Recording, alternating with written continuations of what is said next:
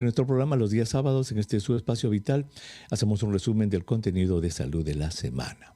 Más tarde vamos a tener el número de la salud, el 130, le va a sorprender, 130. Luego vamos a tener en nuestro bloque de convalecencia o recuperación, vamos a hablar sobre cómo se recupera un hombre después de una operación del cáncer de la próstata. ¿Qué tipos de operación se hacen? ¿Cómo se hace? ¿Qué cuidados debe tener? La función urinaria, la función reproductiva, erección, etcétera. Todo eso lo vamos a ver más tarde.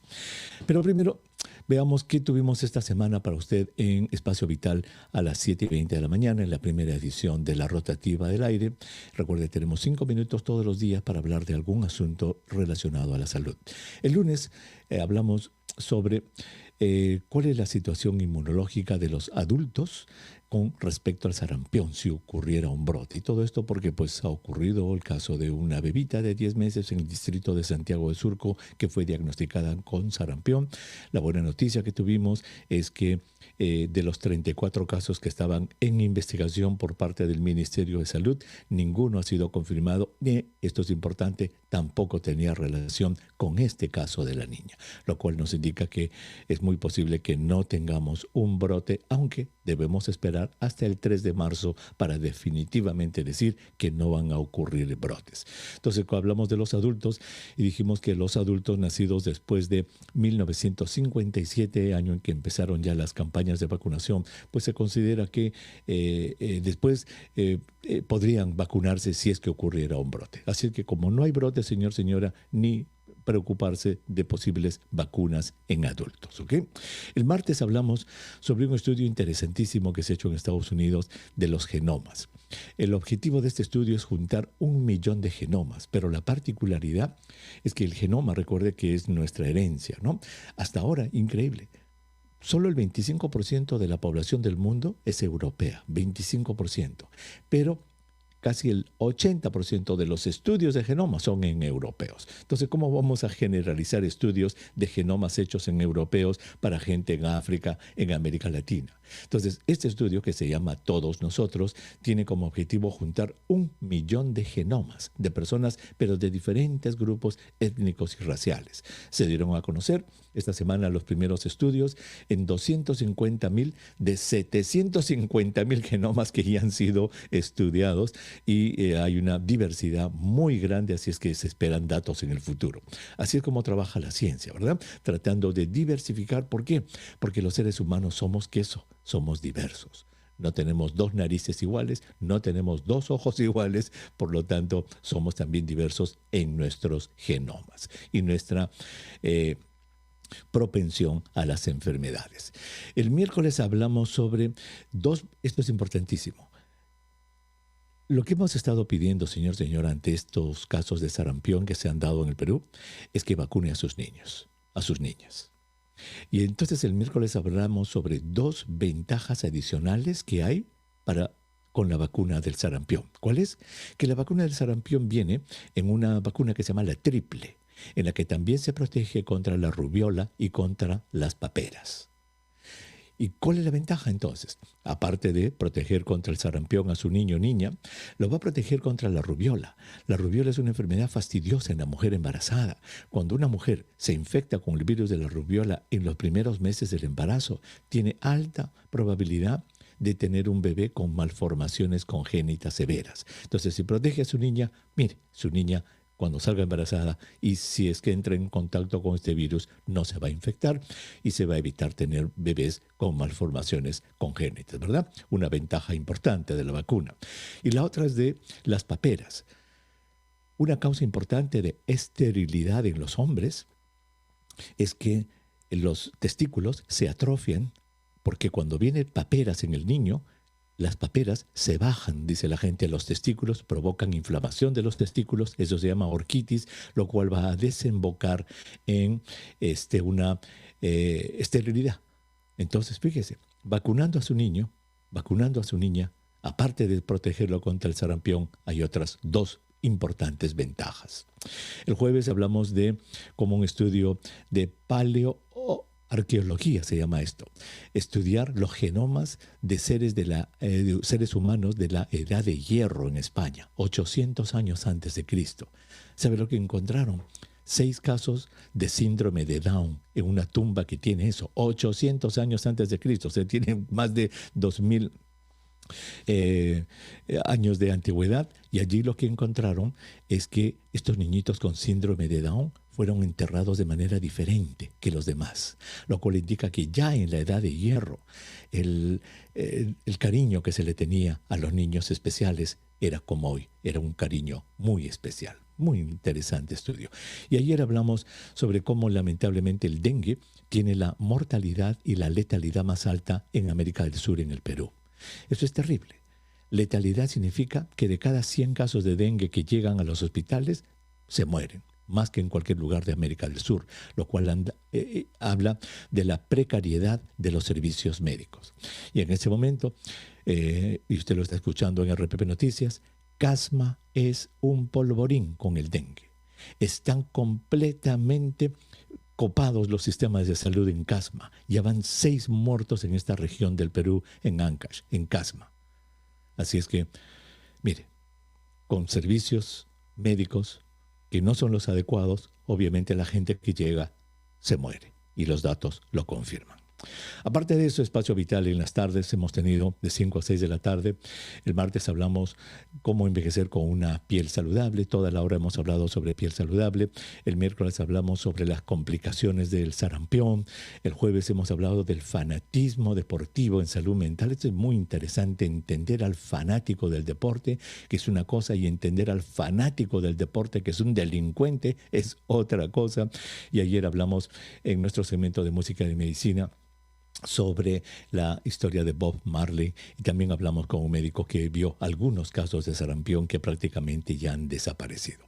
Ese es el contenido de salud que tenemos para usted durante la semana en RPP Noticias, la voz de todo el Perú. Y así como usted está bien informado en todos los campos de la vida, de la sociedad, los deportes, política, también nuestro objetivo es que usted esté bien informado, bien informada en el campo de la salud. Regresamos con el número de la salud. Le parto 30.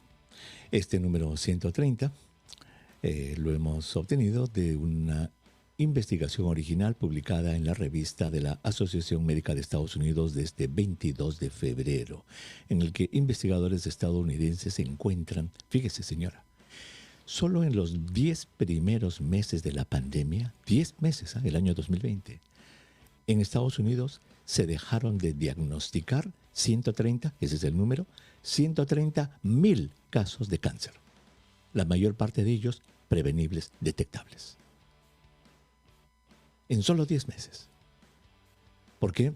Pues recuerden, se cerraron los hospitales, se cerró todo, el temor era muy grande, la pandemia era una cosa desconocida que nadie sabía, las autoridades pensaban de que el mejor método era la cuarentena, se hicieron las cuarentenas, el número de casos era tan grande que copaban los hospitales, los médicos dejaron de ir a las postas médicas, a los servicios primarios, todo se concentró en luchar contra un enemigo que se llevó la vida de, ¿cuántos? Según cifras oficiales, 7 millones de personas en el mundo, más de 200,000 en el Perú.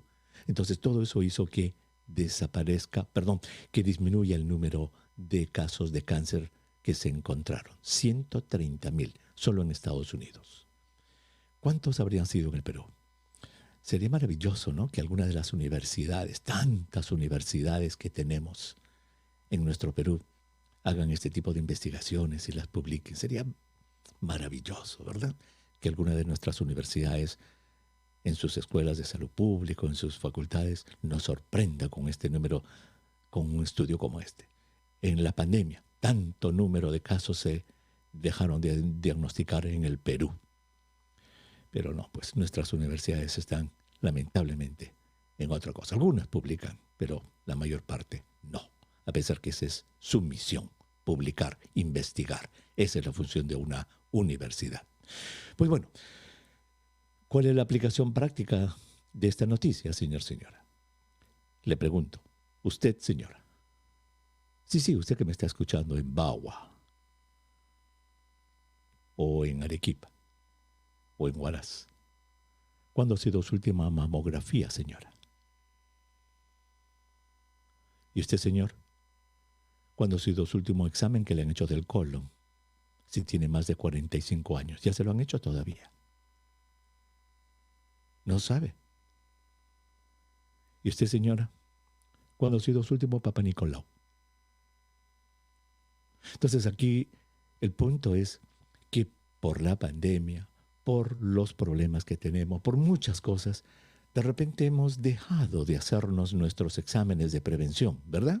Entonces, este es el momento de recordarle a usted, señora, señor, que saque su cita, vea a su doctor, hágase su examen médico, hágase su chequeo de su Papa Nicolau, de su mamografía, de la sangre oculta en el excremento, de la colonoscopía, hágase su examen de la próstata, hágase sus exámenes, que le examinen bien, no vaya a ser que tenga un cáncer de la piel que usted ni cuenta se ha dado, que su doctor, que su doctora la pueda ver. 130 entonces es el número de la salud del día de hoy.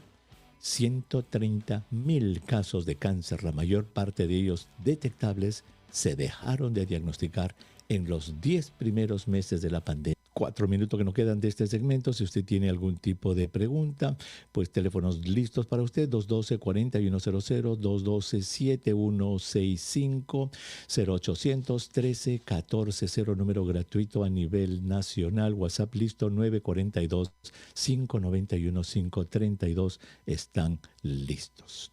Vamos a ver qué es lo que tenemos por acá. Mensaje, dice...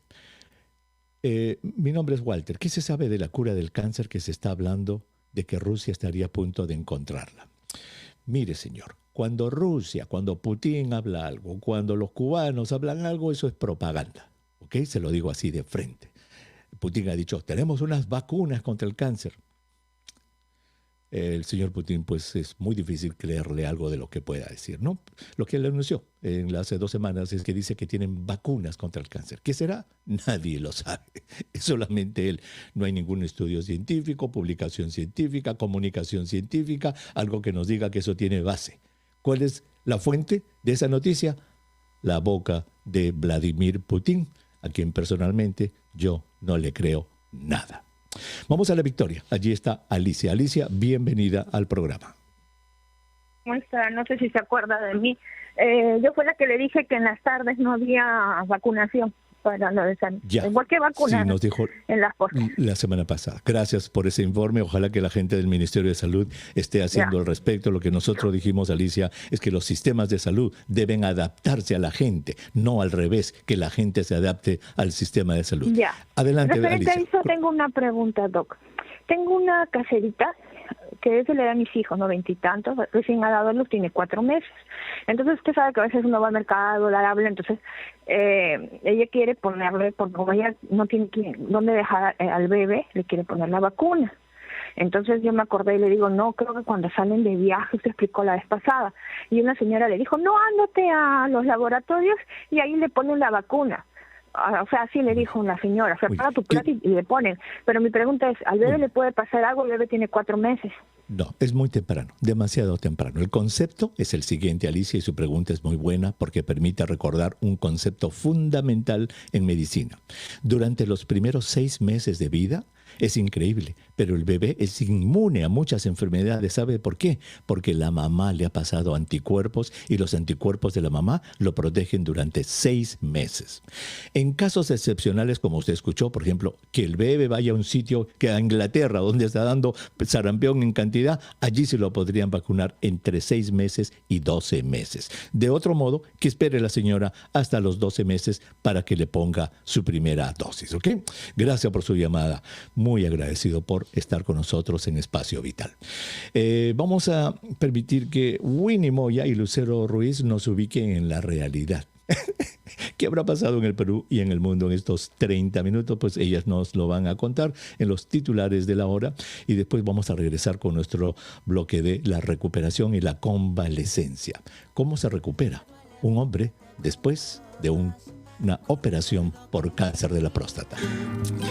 No debemos dejar que nuestra música criolla, nuestra música peruana se desvanezca, señor.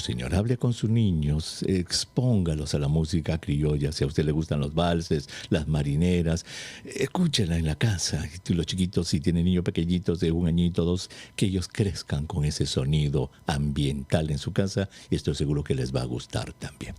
Gracias por estar con nosotros en este su espacio vital, en el aire saludable de RPP Noticias, la voz de todo el Perú. Esta es la edición fin de semana de este su espacio vital. En este nuestro bloque de convalecencia y recuperación, un bloque que tenemos para usted todos los sábados, en el cual nos centramos más que en la parte de tratamiento de las enfermedades, prevención, etcétera, en la parte de recuperación o convalecencia después de algún proceso que hemos tenido, un aspecto que algunas veces se deja un poco de lado. Hoy día vamos a hablar cómo se recupera, cómo convalece un hombre después de una operación de cáncer de la próstata. Nos va a acompañar el doctor Luis Segarra Montes, él es cirujano, urólogo, oncólogo de Oncosalud. Lo saludamos a la distancia. Doctor Segarra, qué gusto de escucharlo. Buenas tardes. Hola, doctor Huertas, ¿cómo está? Gusto de verlo y escucharlo después de años.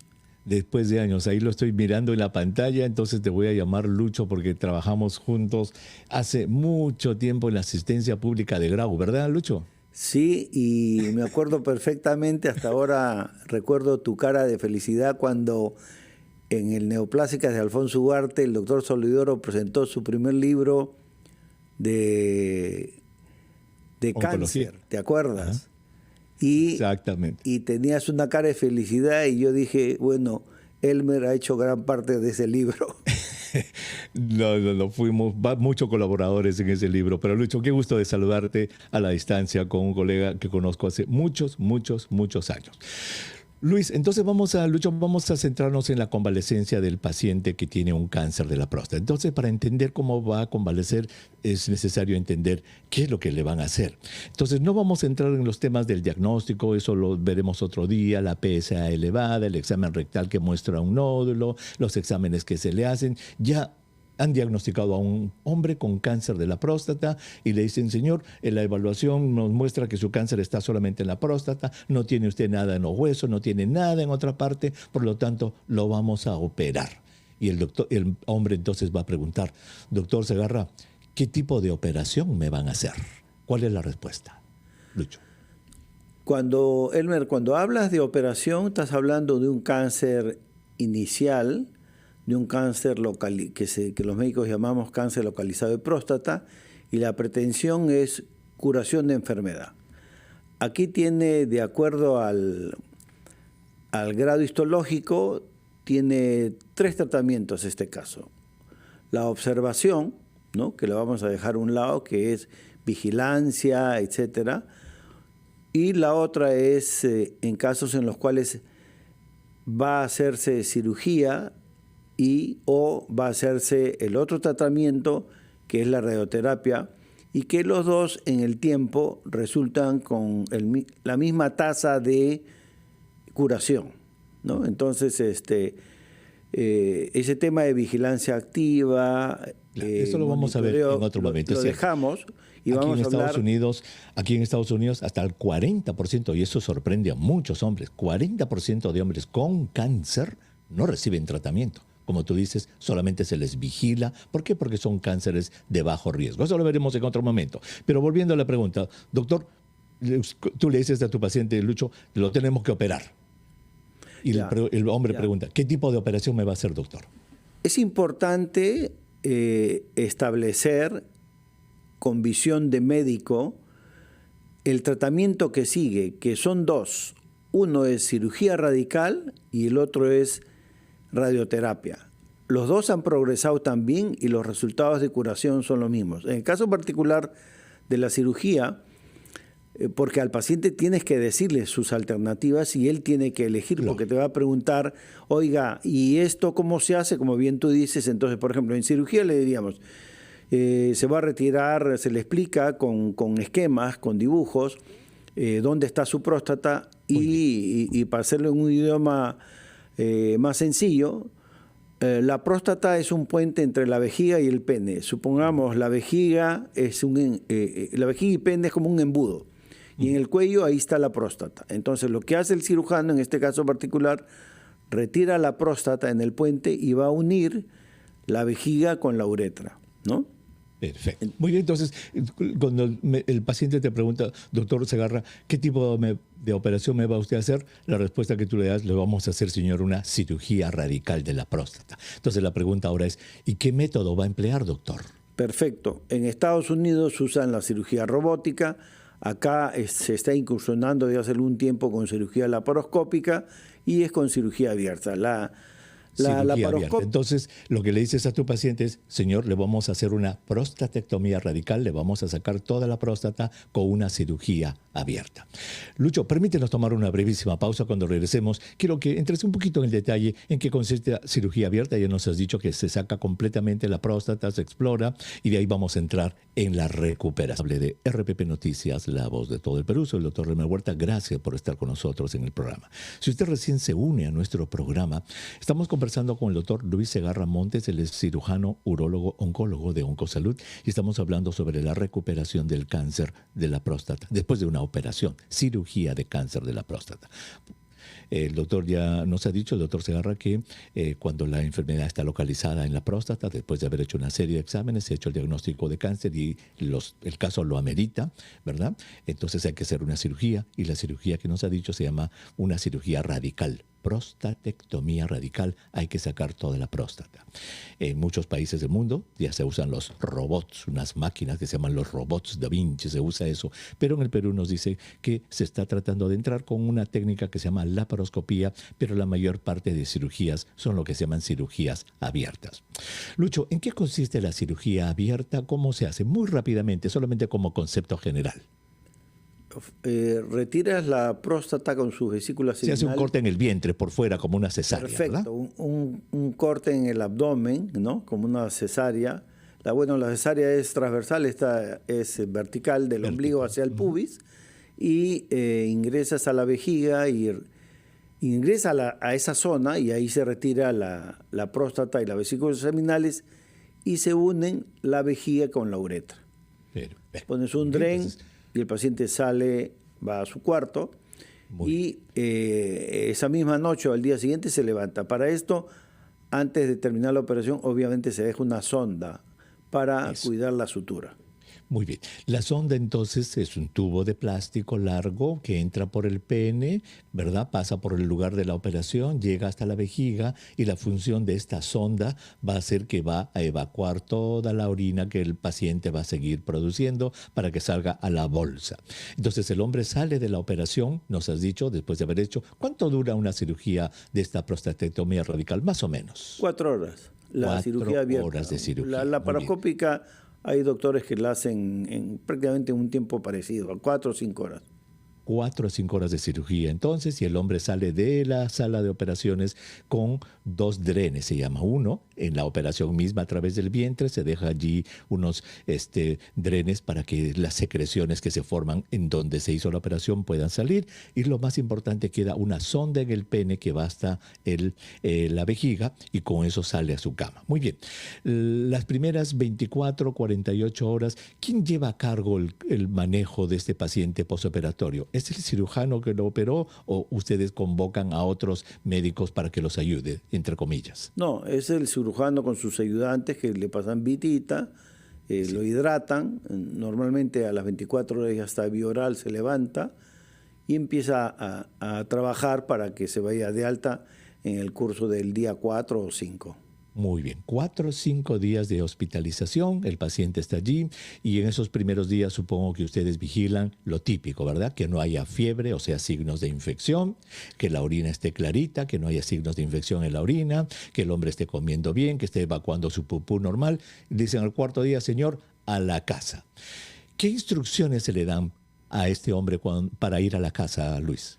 Que cuide su intestino, o sea, que evacúe diario, y que se hidrate bien, mínimo 2 litros de líquidos al día, y cuidar de que no se acode la sonda para que no tenga dificultades para orinar, y suficiente con eso, y al control, donde ya en su momento, de acuerdo a la experiencia del cirujano, retirará la sonda de Foley. Ya, me llama la atención que como primer punto has mencionado que se asegure de evacuar el intestino, que haga el pupú todos los días. ¿Por qué es tan importante eso? De hecho, es un disconfort del paciente el no hacer deposición y es algo que se nos pasa con alguna frecuencia y el paciente está incómodo, está distendido, está dolorido, ¿no? Pero un paciente que evacúa a diario está aliviado, ¿no? Y darle consejos, ¿no? De que el señor no use la cama durante el día, solamente en la noche para dormir, y que durante el día trate de manejarse en su casa viendo televisión, leyendo y hidratándose, que es importante. O sea, que no esté en la cama, que camine.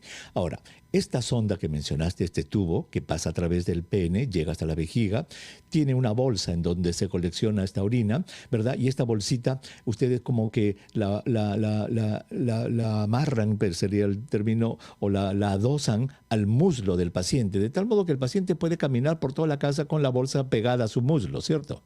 Es cierto, hay unas cintas elásticas que se colocan en el muslo, o usas esparadrapo, ¿no? Uh-huh. Y que se bañe diario, que es importante que el paciente se bañe diario, y él que se bañe él para que empiece a hacer sus actividades él, ¿no? Y que no necesite ayuda, que es muy importante. Esa sonda que han colocado, ¿se cambia? ¿La cambia el paciente? ¿Le enseñan al paciente o va una enfermera a la casa? ¿Cómo es el cambio de esa sonda o se queda allí? ¿Cuánto tiempo? La sonda no se cambia, la sonda se retira, que puede ser al día 7, al día 14, a las 3 semanas, de acuerdo a cómo ha sido el caso en particular, cómo ha sido tu unión de la vejiga a la uretra. Ese es muy importante. Muy bien, y eso lo hace obviamente el cirujano, eso lo hacen en la clínica. Acá lo hacemos los médicos, en Estados Unidos. Muy bien, lo hace el médico. Eso no es una cosa sencilla de que lo haga el paciente en su casa, ni una enfermera en la casa, eso lo hace el médico, el retirar la sonda, porque obviamente es un paso sumamente importante. Y tengo que hacerte esta pregunta porque es muy frecuente. ¿Los pacientes pueden comer de todo o hay restricciones de alimentación? Y más específicamente se lo pregunto a todos los cirujanos que hemos tenido aquí en el programa. ¿Puede comer pescado y chancho, por ejemplo? El paciente puede comer de todo y en esta época yo pienso que al paciente hay que engreírlo, que coma lo que quiera, porque en una semana del postoperatorio inmediato no le vas a cambiar el colesterol, no le vas a cambiar, bueno, si es diabético ni manera, pues claro, que se engañe un poco, ¿no? Yo tengo pacientes inclusive que su costumbre es todas las noches se toman 2 tragos de whisky, ¿no? Y tú no puedes decirle no tome, pues porque le da un síndrome de abstinencia y complicas la operación. Entonces, bueno, sí señor, tómese, no le diga a nadie ni a su doctor, dígale. Oye, qué permisivo eres, oye. Tú. No, es que es un tema de ya tiene, sabes que Elmer, bastante tienes con el letrero en la frente que dice cáncer. Bastantes con eso, ¿no? Y es una carga. Inclusive les digo, yo no necesito que usted sea el presidente de la República para no decirle a nadie. Por ejemplo, el paciente se llama Jorge, ¿ya? Jorge, no le digas a nadie, a tu esposa, a tu hijo y a nadie más. ¿Por qué? Me dice. Yo no necesito que usted sea presidente para guardar esta información. ¿Por qué insiste el hombre? Porque Jorge, de aquí a 2 semanas vas a ir a una fiesta y todo el mundo te va a saludar. ¿Por qué? Porque creen que ya mira, salúdalo a Jorge porque ya se va a morir. Y eso no es el tema. Entiendo. Muy bien, entonces, que coma de todo. Y te preguntaba esto del pescado, porque tú sabes esa leyenda que tenemos los peruanos, que no coma pescado el operado, que no coma chanchos, eso se va a intoxicar. Mentira, y acabas de decir, y todos los cirujanos que han pasado por el programa nos han dicho lo mismo, que coma todo, incluyendo pescado y chancho. Muy bien, entonces ya se recupera. ¿En qué momento se dice ya o consideras que el paciente está ya listo a su libre albedrío? Cuando quitan la sonda, al mes, a los 2 meses, cuando ya le dice, señor, ya usted está fuera de peligro conmigo. Se entiende, y es lógico pensar y fácil de suponer, de que antes de la operación el paciente tiene que saber cuáles son los efectos adversos de esta cirugía, ¿no? Yo siempre digo, si lo operara Jesucristo, usted va a estar impecable, 0 efectos adversos, pero no, somos cirujanos y en el caso particular de la cirugía de próstata se le habla de la pérdida de orina, que puede ser 1 mes, 3 meses, hasta 1 año, depende del cirujano. Se le habla de la potencia sexual, de que prácticamente no va a haber erección, ¿no? Pero a la par le dices de que ya, por ejemplo, aquí en Lima ya tenemos un par de expertos que se ocupan solamente de andrología y bueno, tienen sus alternativas para que el paciente pueda tener su actividad sexual inmediatamente después de operado, ¿no? Y correspondiendo a la pregunta que me decías, el señor no va a su libre albedrío, sino se retira la sonda y se le controla, ¿no? Lo controlas. En principio, el control real es cada 3 meses, ¿no? Si hay efectos adversos asociados a incontinencia urinaria, infección urinaria, entonces ya el seguimiento es un poco más de cerca para que tenga alternativa de hacer ejercicios, lógico, de algunas medicinas que le pueden ayudar a que no se le escape mucho la orina. Exactamente. Y además, obviamente, el tratamiento de cirugía es parte del tratamiento multidisciplinario. De repente ahí pasa al médico oncólogo, de repente le van a dar las antihormonas, le van a dar Lupron, le van a dar otros medicamentos que va a necesitar, va a continuar, pero digamos la cirugía ya terminó y ya en el momento que se le retira la sonda, vienen los controles, ya el paciente está. Y como nos has dicho, la función de control de la orina y de la capacidad eréctil, entonces va a regresar en los próximos meses. Lucho, qué gusto de haberte saludado. De verdad, muchísimas gracias por habernos ayudado a entender estas partes así tan ignotas que son de la recuperación y los detalles de la recuperación de un hombre después de cirugía. Gracias. Un gusto de haberte visto, un gusto. De igual modo, gracias el doctor Luis Segarra Montes, amigo de muchos años, que lo vengo a encontrar de muchos años, nos ha ayudado a entender, señora, la recuperación de un hombre después de una cirugía radical de la próstata. Entonces, fíjese qué interesante. Operación de 4 a 5 horas, la sonda hay que cuidarla en la casa, que no esté en la cama, que camine todo el día, que siga su alimentación, su rutina normal. Cuando se le retira la sonda a las 2-3 semanas, ya el hombre está recuperado y de ahí viene ya la recuperación. Muy bien, qué interesante. Pues nosotros vamos a tomar una pausa, vamos a escuchar a Winnie Moya y a Lucero Ruiz, que nos van a contar qué pasó en el Perú y en el mundo en esta media hora que ha pasado. Nos ubican en la realidad y nosotros regresamos ya con Consultorio Vital. ¿Le parece? 212-4100, 212-7165, 0800-13-14-0, número gratuito a nivel nacional, y nuestro WhatsApp que usted ya conoce, 942-591-532. Regresamos. La voz de todo el Perú. Acabamos de tener una conversación muy interesante, señora, sobre la recuperación del hombre después de una cirugía de próstata. Si usted recién se une a nuestro programa y dice, ay, Dios mío, eso me interesaba, a mi esposo lo van a operar. Tranquila, señora. Le voy a enseñar, señora, cómo se hace para que usted escuche radio a la manera del 2024. Mire, esto que le voy a enseñar, así se escucha radio ahora en el 2024. Obviamente en vivo, como estamos ahora en este momento, en su casa, en su carro, en su audio player. Obviamente esa es la manera más habitual. Pero mire, a través de la página RPP, yo la tengo abierta aquí, rpp.pe. Ahí están las noticias, ahí está todo lo que es de hoy día. En el lado izquierdo alto, allí hay 3 barritas y dice menú. ¿Ve? He hecho un clic en menú y me sale una lista de cosas. Última noticia, política, Lima, Perú, fútbol, deportes, mundo, economía, entretenimiento, cultura, tecnología, videojuegos, vital, ciencia, radio. Uy, radio. Hago un clic en radio y se me abre y dice programas. Oiga, hago clic acá. Mire todo lo que tengo acá.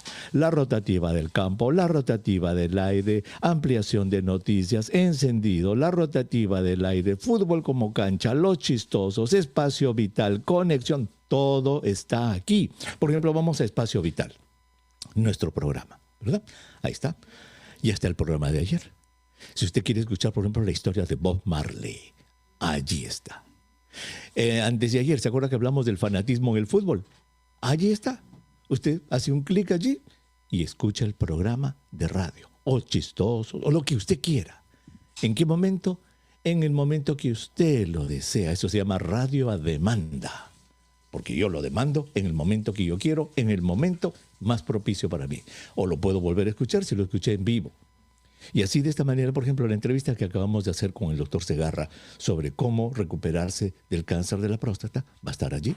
Usted va a entrar, la va a buscar y esta tarde la puede escuchar completamente, preparándose para su próxima cirugía, por ejemplo, y ahí está. Esa es la manera moderna de escuchar radio. Radio a demanda, y RPP Noticias la tiene para usted. Toda la programación de la radio está allí guardada. rpp.pe, ya sabe, al lado izquierdo, radio, programas, todo está allí. Muy bien, empezamos nuestro segmento de consultorio vital. Vamos a ir a Chiclayo. Mari está en la lista. Mari, muy buenas tardes, bienvenida al programa. Buenas tardes, doctorcito. A la orden, Mari. ¿Cómo está? Aló. Estoy maravillosamente bien, me siento perfectamente bien, me siento espléndido y ahora me siento mucho mejor. Usted desde hace tiempo. No, y ahora me siento mucho mejor conversando con usted, Mari, desde Chiclayo. Gracias por estar con nosotros. Cuénteme. Sí, doctor, mi consulta es de mi esposo. Mi esposo tiene 68 años. En el 2021 le detectaron que tenía Echeli coli, la bacteria Echeli coli, y le pusieron ampollas intravenosas el epinemin. ¿Eso fue en la orina? ¿En dónde? ¿En qué parte estaba la bacteria? ¿En la orina? Sí, en las vías urinarias. Vías urinarias, muy bien.